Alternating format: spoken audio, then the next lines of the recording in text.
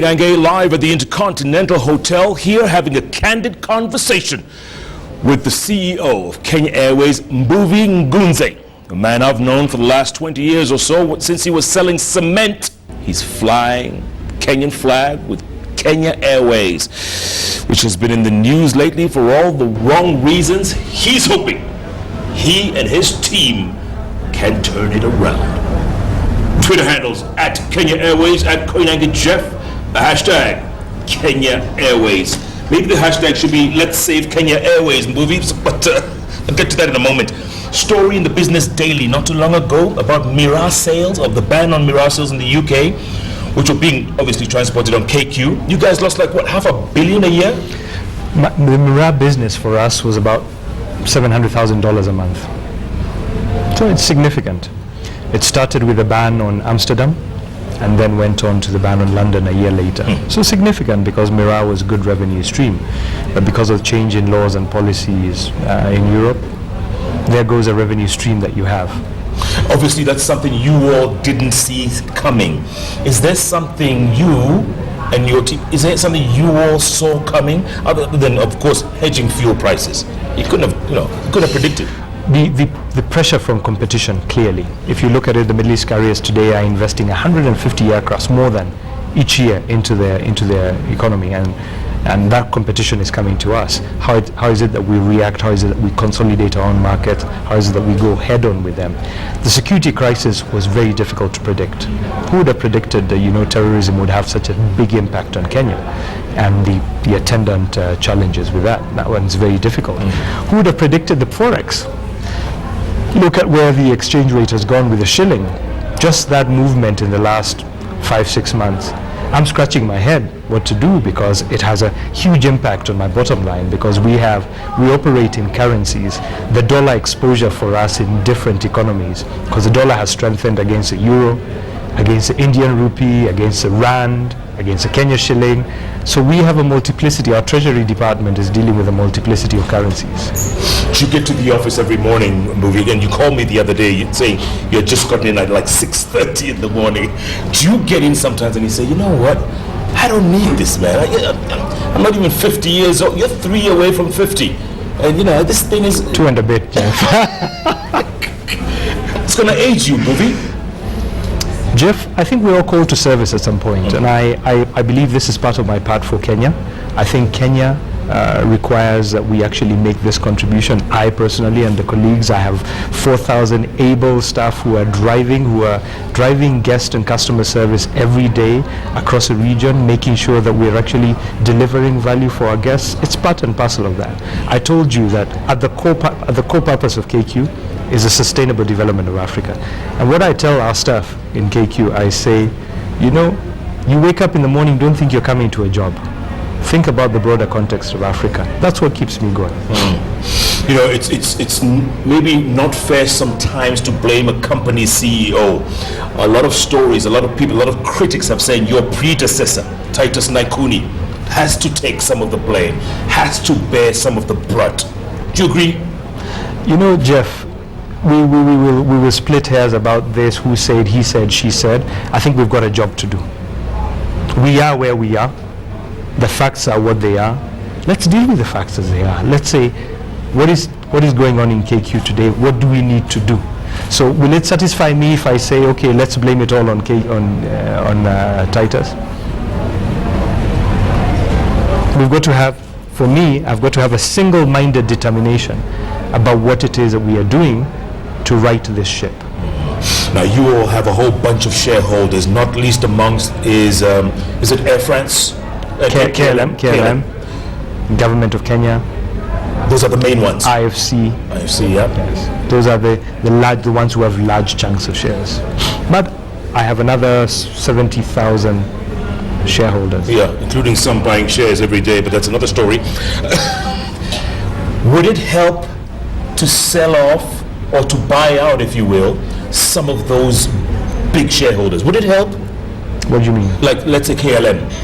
Disconnect yourselves from KLM. I don't know I would not like to speak for the shareholders because that's a shareholder decision, discussion and strategy. I think there is a part around KLM shareholding, which is very clear, which is a shareholding they've held since 1996 when KQ was privatized. And by the way, KQ was the first company to be privatized, aviation company in Africa, and still probably the most successful privatization in Africa.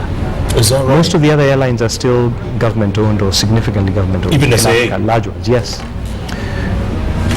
And then we have a commercial arrangement with KLM, which is a joint venture on our routes into Europe and on our routes into Africa, into Eastern Africa. If you look at competition today globally, you start working on what are called interlines, which is loose arrangements where you can sell each other tickets. Then you go to code shares, which is really placing each other's code on each other, and you can go seamless travel. Then you go into joint ventures, which is really free-flowing of traffic between the two companies, sharing profits and losses across the two companies. That's where we are with KLM. We have a joint venture across Europe and East Africa. It's a commercial arrangement that allowed KQ also to grow in Africa. If I look, and today in the last 2 years, because of the hit out of Europe, the joint venture is not making money. But it will come back if we do the right things. If you look at joint ventures across the world, the transatlantic joint ventures, for example, Delta, Air France, KLM, is the example of one of the most successful joint ventures there are. So the world of aviation is moving more and more towards joint venturing. So commercial partnering to drive value. Yeah. If you had a wish list, Mbuvi, a wish list of 2 or 3 things, what would they be to turn this airline around? So I'd say the first thing, as I've mentioned, is we've got to really work on getting the right financial structure to buy us the right amount of time to turn around. The second thing for me clearly is this issue of policy and system. We've got to drive from Kenya, from this region, and I widen it a bit to say this region, to say how do we support our aviation champions, not just Kenya Airways, but the other airlines in the region, to be able to compete effectively in the international space where people are competing as systems. How do we drive the hub of Nairobi? How do we drive the hub of Mombasa? How do we drive the other hubs to be strong, efficient, and to attract the kind of traffic that today, say, Dubai attracts, because people go to Dubai, stop over because they have something to do, and then move on somewhere else. What the government is talking about, creating special export zones in Mombasa, creating open ports in Mombasa, doing the same, a city around the airport, stuff like that. That's for me number 2. So that system thing. The third one is a softer part, which for me is about how do we drive, and I recognize it's about us and the work we as KQ have to do to convince Kenyans to support their own more and more. And I know I have my work cut out there. But by the way, I know I have a lot of Kenyans who support, and a lot of East Africans who fly with KQ by choice. But I also have others who choose other airlines. But I want to have that traffic on board KQ. So I've got to work really, really hard. If I tell you, for example, if I compare myself with Ethiopia, only 40% of traffic international originating in Kenya goes on KQ. If I compare myself with Addis, it's over 80%. Partly because, of course, there are fewer carriers who fly into Addis for good or bad reasons. I don't want to go into that. Right. Morocco equivalent is 60-65%. So I'm not getting my fair share of the Kenyan traffic originating here. That's my wish list. Yeah. Any more planes? Can you afford planes? Have you suspended? There's a story a few years ago. KQ was buying 10 Dreamliners, something like that. How many do you have now? We have 7 Dreamliners already delivered and that are fully functional. And I hope you've flown on the Dreamliner. She's a beautiful aircraft. Is she? Yes. That's what I hear. Yes. That's what I hear. And we need to invite you on board, Jeff. Maybe you shoot the show next time on board. That could be an idea. There's an idea. Yes. So you have 7 of them? We have 7 Dreamliners and serving, and our guests love them. Yeah. We have 2 more to deliver, partly to finalize the first order of 9 that we had, and remembering that from a business point of view, if you cancel an aircraft order after you have placed it, it's actually very expensive. So it makes sense sometimes to actually deliver then actually consider, do I lease out, do I use, do I sell it? Because the penalty clauses that are, because you buy an aircraft, it's a 10, 12-year property. So it's not something that you actually just sort of wish away. You can't say talaka because I don't need the aircraft. Would it have made more sense to lease them rather than buy them? So we buy aircrafts either through leases or through outright purchase. For the 787s, it was a brand new aircraft, so coming off the line. Leasing companies, typically for the first 2 years, do not provide lease options for new aircrafts because they want to see the maturity of the aircraft before they start leasing them. So it is only now that companies are beginning to do leasing of aircraft. So the first 6 we bought, financed 100%, so debt. The 7th one is on lease. So that's part of the arrangements. The 738s, which we've introduced into service, 3 in the last year, are on lease option. Yeah, and then I see a lot when flying down to Joburg, you have this plane called Embraer. The Embraer aircraft. Embraer, yes. Beautiful aircraft. Not bad, not bad. Yes. Kind of small. Yes. But very efficient. Is that? Embraer is an efficient aircraft, and we've got to size our fleet according to our routes. What we do, the Embraer is aimed at driving frequency into routes where routes are thin. So really making sure that we can serve a route where you have low loads, and a lot of Africa is low loads.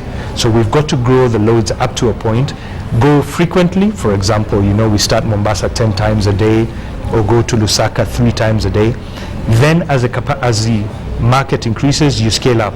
You use a 737, 738, and then you push it into a wide body. So Joburg, we fly a mix largely of 738, which is narrow body, 145 seats, or the Dreamliner every so often, 234 seats.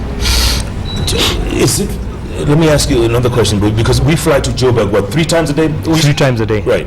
Morning, lunchtime, and evening. Correct. That's a new schedule. SAA? I don't know their schedule actually. Okay. I'll tell you this. Once a day. I think at 8:30 in the afternoon or 9. And then there's a noon flight or something? No, I don't. I'm not sure. Okay, there's a 3 p.m. anyway, whatever. 3 p.m. from there? Yes. So I need to know my flights. And I need to know that you are serving, yes. I'm serving you at the right times yes. that you want to travel, and the right price points to make sure that you go. I'll tell you, the biggest complaint is that midnight flight from Joburg to yes. Nairobi. It's the most sought after flight. Are you serious? She is busy. Really? What it provides. So the morning flight today, 8:30, you get to Joburg at about 10:30. Yeah. Still morning. So, still morning. The lunchtime flights gets in late afternoon, and you can connect to other destinations, but it also picks up the traffic that wants to come back to Nairobi. First, to arrive in Nairobi after traffic. Second, to connect into the region, Entebbe, Dar es Salaam, Kigali, Bujumbura at night. And also, some of it goes up into Bombay, some goes into Dubai, some goes into London and other places.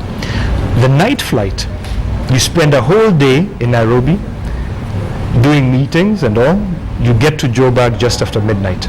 The reason why we retimed it, because we used to leave at 8:30 in the evening, it's now I think 10 to 10, because of the runway shutdown in Nairobi. For this year, from April through to March, the runway is under repair here, and so we had to resize all our schedule to fit into 18 hours.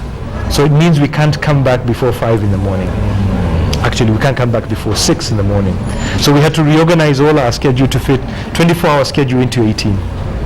So that's another thing that, yeah. one of those left field things. And nobody talks about it. Obviously, they never bring it And up. we're the most impacted.